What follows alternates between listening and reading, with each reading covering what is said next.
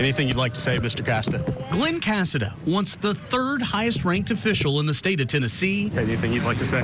No. And his former chief of staff, Cade Cothren, began the year facing 20 charges each of fraud, money laundering, and conspiracy. Mr. Speaker, can we talk to you about... I'm late for a meeting. This saga began in 2019 when News Channel 5 Investigates revealed racist and sexist text messages between then Tennessee House Speaker Casada and Cothren. Speaker, what did you tell the caucus? That scandal forced Casada to step down from leadership and Cothren to resign from state government work altogether.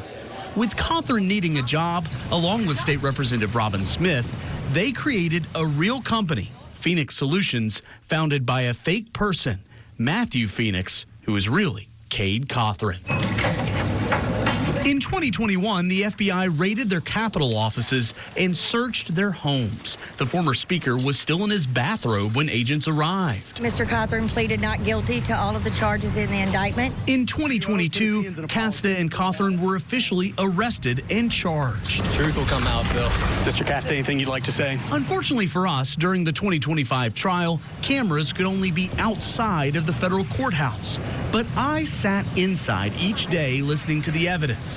There were more than a dozen witnesses and pages of text messages between Casada and Cothren showing they intentionally concealed their involvement to obtain state mailing contracts and caucus work. Mr. Casada, do you owe Tennesseans an apology? After 3 days of deliberations, a jury found Glen Casada guilty on most of his charges and Cade Cothren guilty on all of his. They're disappointed, but we look forward to appealing. Prosecutors who are a part of President Trump's Justice Department celebrated the decision. Elected leaders and their staffs should perform honest services for the citizens that they serve. But Casada and Cothren would never report to prison. Do you plan on asking the Trump administration for a pardon? Cothren in particular took to social media, changing his profile picture and bio on X to appeal to President Trump. Yeah, so we'll find out if we can do that. It worked. In early November, both men received full and complete pardons from the president.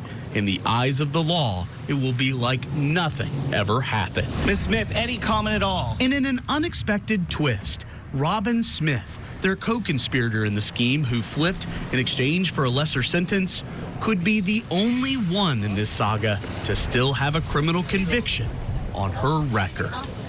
Chris Davis, News Channel 5.